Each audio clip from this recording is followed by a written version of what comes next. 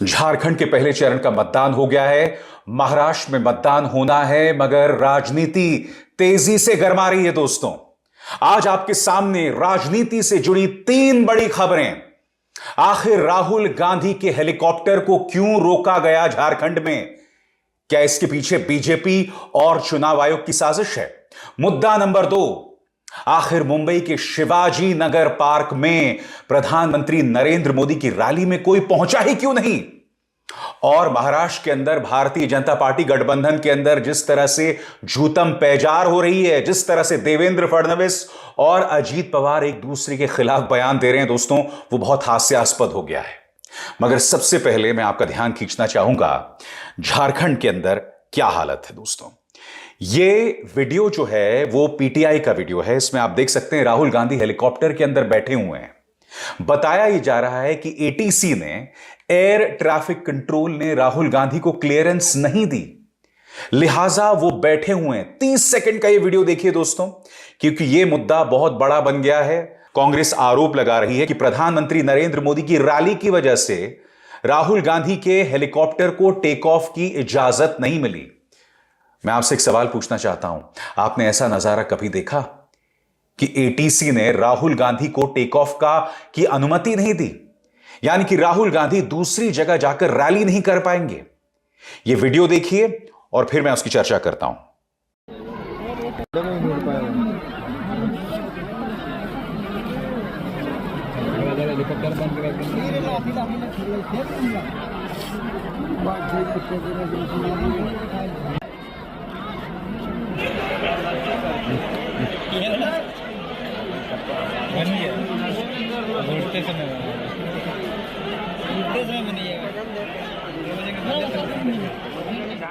तो जैसे कि दोस्तों इसमें पीटीआई बता रहा है कि एयर ट्रैफिक कंट्रोल ने क्लियरेंस नहीं दी और इस बात को लेकर बिल्कुल भी ट्रांसपेरेंसी नहीं है, पारदर्शिता नहीं है। मैं आपको बतलाना चाहता हूं न्यूज एजेंसीज क्या कह रही हैं आपके स्क्रीन पर।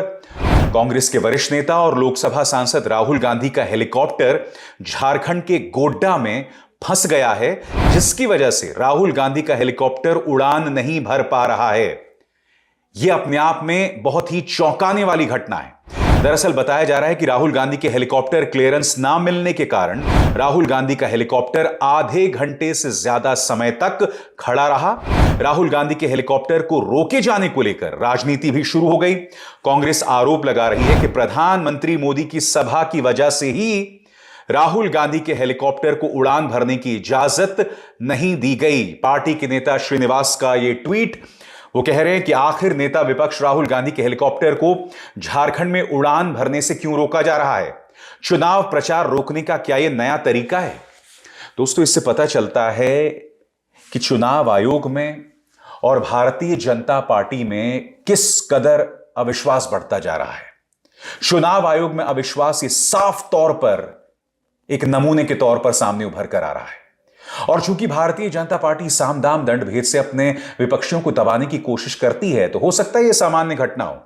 मैं ये नहीं कह रहा हूं इसके पीछे कोई साजिश है, मगर जिस तरह से रहस्यमय तरीके से राहुल गांधी के हेलीकॉप्टर को उड़ने नहीं दिया जा रहा है, वो सवाल तो खड़े कर रहा है।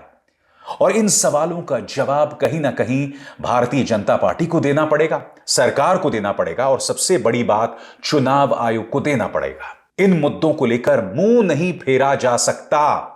और भारतीय जनता पार्टी के लिए जो चिंतित करने वाली खबर आ रही है कि गठबंधन के अंदर किस तरह झूठम पैजार चल रही है। देवेंद्र फडणवीस खुलकर अजीत पवार पर हमला बोल रहे हैं और कहने को यह गठबंधन है। कांग्रेस एक क्लिप को वायरल कर रही है। इसमें सुनिए अजीत पवार क्या कह रहे हैं, क्योंकि अजीत पवार का बयान मैं आपको सुनवा चुका हूं। याद कीजिएगा अजीत पवार ने क्या कहा था। अजीत पवार ने कहा था कि ये जो बटेंगे तो कटेंगे का नारा है वो महाराष्ट्र में नहीं चलने वाला है। अब इसके जवाब में देवेंद्र फडणवीस कह रहे हैं कि अजीत पवार ये जो सो कॉल्ड धर्मनिरपेक्ष पार्टियां हैं, इनके साथ लंबे अरसे तक रहे हैं, लिहाजा इन्हें कुछ नहीं पता। जिस वीडियो का हवाला कांग्रेस का प्रचार तंत्र दे रहा है, मैं चाहूंगा आप इस वीडियो को देखें। एक स्टेट के चीफ मिनिस्टर आते हैं और वो बोल देते हैं बटेंगे कटेंगे, तुरंत हमने बताया कि ये कि उत्तर प्रदेश नहीं है, नॉर्थ में ये चलता होगा। हमारे महाराष्ट्र में शिवशाहू फुले अम्बेडकर की विचारधाराओं से महाराष्ट्र चलता है। मैंने हमेशा देखा है, जब से मैं पॉलिटिक्स में आया हूं या उससे पहले एक स्टूडेंट के नाते मैं जब सोचता था तो भी मैंने देखा है, उसके बजाय वो दूसरा कोई सोच ही नहीं सकता। हमें ये कटेंगे बटेंगे पसंद नहीं है। जहां तक अजीत दादा का सवाल है, जनता का मिजाज और नेशनलिस्ट मिजाज, ये समझने में थोड़ा समय उनको लगेगा। दोस्तों, मैं विस्तार से आपको बतलाना चाहूंगा कि दरअसल देवेंद्र फडणवीस ने अजीत पवार पर हमला बोलते हुए दरअसल कहा क्या आपकी स्क्रीन पर। देवेंद्र फडणवीस ने बटेंगे तो कटेंगे पर अजीत पवार के बयानों का जवाब दिया है। देवेंद्र फडणवीस ने कहा कि दशकों तक अजीत पवार ऐसी विचारधाराओं के साथ रहे हैं जो सेक्युलर और हिंदू विरोध हैं। खुद को धर्मनिरपेक्ष कहने वालों में कोई वास्तविक धर्मनिरपेक्ष नहीं है। वे ऐसे लोगों के साथ रहे हैं जिनके लिए हिंदुत्व का विरोध करना ही धर्मनिरपेक्षता है।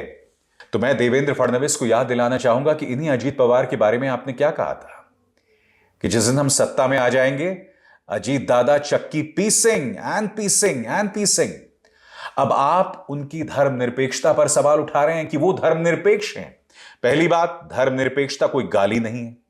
दूसरी बात, आप उन्हें भ्रष्ट कहते हैं, उनकी धर्मनिरपेक्षता पर सवाल उठाते हैं, फिर भी आप उनके साथ सत्ता में हैं। देवेंद्र फडणवीस आगे क्या कहते हैं आपकी स्क्रीन पर। देवेंद्र फडणवीस ने आगे कहा कि अजीत पवार को अभी जनता का मूड समझने में थोड़ा समय लगेगा। ये लोग या तो जनता की भावना को नहीं समझ पाए, या इस बयान का मतलब नहीं समझ पाए, या शायद बोलते समय कुछ और ही कहना चाहते थे। याद कीजिएगा दोस्तों, पंकजा मुंडे ने भी कहा था, जी हां, पंकजा मुंडे ने भी कहा था कि बटेंगे तो कटेंगे नहीं चलेगा। देवेंद्र फडणवीस इस पर भी सफाई दे रहे हैं। मैं आपको याद दिलाना चाहूंगा, न्यूज 24 को दिए गए इंटरव्यू में किस स्पष्टता से अजीत पवार ने बटेंगे तो कटेंगे पर प्रहार किया था। सुनिए उन्होंने क्या कहा था। आपको मालूम है, मैंने उसके बारे में कहा कि ये शायद यूपी में चलता होगा। महाराष्ट्र के लोग अलग विचारधाराओं के हैं, अलग विचार करते हैं, हम सब साथ साथ रहते हैं। हमारे यहाँ शिवशाहू फुले अम्बेडकर की विचारधारा चलती है, ये फैक्ट है, ये कोई नजरअंदाज नहीं कर सकता। माना जी, मैं आपको सही बताऊं। और बात यहां नहीं रुकी थी, अपनी तमाम सभाओं में उन्होंने ऐसा कहा है। और फिर मराठी में दिया गया उनका वो बयान याद है कि ये किस बयान की बात कर रहे हैं आप। ये बयानात यहां नहीं चलते। उनका मराठी में दिया गया बयान सुनिए, और साथ साथ नीचे मैं उसका अनुवाद दिखा रहा हूं आपको, सुनिए। महाराष्ट्र हा शिवशाहू फुले आंबेडकरांचा महाराष्ट्र आहे। तुम्ही इतर राज्यांची महाराष्ट्राची तुलना करू नका। महाराष्ट्रातल्या लोकांना हे अजिबात आवडत नाही। महाराष्ट्रातल्या लोकांनी सातत्याने जातीय सलोखा ठेवण्याचा प्रयत्न केलेला आहे आणि शिवशाहू फुले आंबेडकरांची विचारधारा ही सगळ्या 18 पगड जाती 12 बलुतेदारांना बरोबर घेऊन जाण्याची आहे। त्याच्यामुळं बाहेरचे लोक येतात, ते त्यांचा विचार करून त्या ठिकाणी बोलून जातात, परंतु महाराष्ट्राने हे कदापि मान्य केलेलं नाही। हा आजपर्यंतचा महाराष्ट्राच्या निवडणुकांचा इतिहास आहे। यानी कि एक तरह से कहा जा सकता है दोस्तों कि देवेंद्र फडणवीस और अजीत पवार खुल के एक दूसरे के सामने आ गए हैं। और मैं आपको बतला दूं, ये मतभेद यहां तक सीमित नहीं है। नवाब मलिक, उनकी बेटी सना मलिक, इन दोनों के चुनावी मैदान में उतरने की वजह से भी दोनों पार्टियों में जबरदस्त तनाव बना हुआ है। इनफैक्ट याद कीजिएगा किस तरह से भाजपा ने राज ठाकरे के बेटे का समर्थन किया था, मगर फिर अब यू टर्न मार लिया है और एकनाथ शिंदे की तरफ से जो व्यक्ति उतारे गए मैदान में, अब उनका समर्थन कर रहे हैं। इस तरह का असमंजस, इस तरह की जूतम पेजार जो है वो बीजेपी गठबंधन में चल रही है। मगर साहब, मजाल है कि किसी का भी ध्यान उस तरफ जा रहा है। और मैं आपका ध्यान खींचना चाहूंगा कि मुंबई के शिवाजी नगर पार्क में प्रधानमंत्री नरेंद्र मोदी की रैली में क्या हुआ। एक जमाने में महाराष्ट्र के अंदर प्रधानमंत्री नरेंद्र मोदी भाजपा का सबसे बड़ा ब्रांड हुआ करते थे। उत्तर प्रदेश में वो सबसे बड़ा ब्रांड हुआ करते थे। हरियाणा में वो सबसे बड़ा ब्रांड हुआ करते थे। मगर इन 3 राज्यों में साफ तौर पर झटका दिखाई दे रहा है।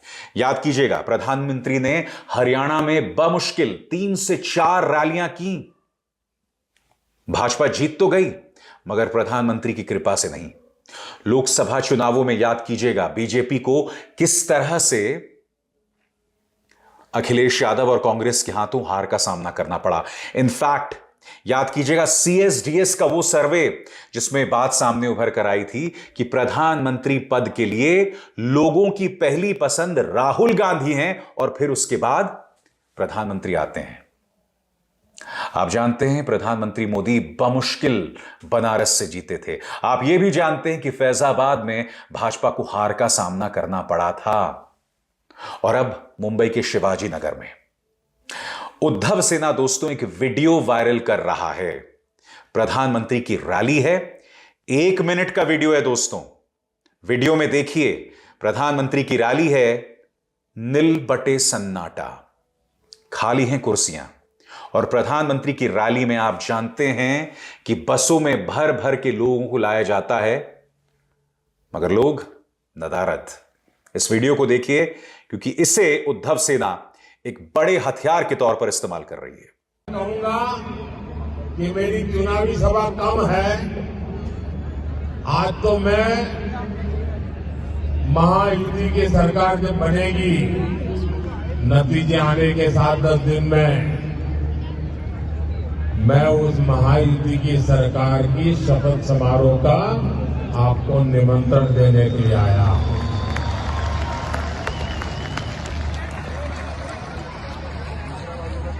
महिला नेतृत्व वाले कई स्टार्टअप मुंबई में हैं। ये महिलाएं बड़ी संख्या में रोजगार के अवसर तैयार कर रही हैं। महायुति सरकार की माझी लाड़की बहन योजना का लाभ बड़ी संख्या में मुंबई की माताओं बहनों को भी मिला है। मगर जाहिर सी बात है दोस्तों, इस वीडियो को कोई भी न्यूज चैनल नहीं दिखाने वाला। आज आपके सामने मैंने 3 खबरों की चर्चा की। राहुल गांधी के हेलीकॉप्टर को जिस तरह से रोका गया, कई सवाल खड़े कर रहा है। इसमें पारदर्शिता लाने की जरूरत है। अगर यह सामान्य प्रक्रिया थी तो क्यों थी, यह सवाल तो पूछा जाएगा ना। सबसे बड़ी बात, देवेंद्र फडणवीस और अजीत पवार एक दूसरे के जानी दुश्मन बने हुए हैं, मगर साहब मजाल है इसकी चर्चा प्राइम टाइम में हो। और प्रधानमंत्री नरेंद्र मोदी की रैली में नील बटे सन्नाटा, इस पर भी तो सवाल होना चाहिए। अभिसार शर्मा को दीजिए इजाजत, नमस्कार। स्वतंत्र और आजाद पत्रकारिता का समर्थन कीजिए, सच में मेरा साथी बनिए। बहुत आसान है दोस्तों, इस ज्वाइन बटन को दबाइए और आपके सामने आएंगे ये 3 विकल्प, इनमें से एक चुनिए और सच के इस सफर में मेरा साथी बनिए।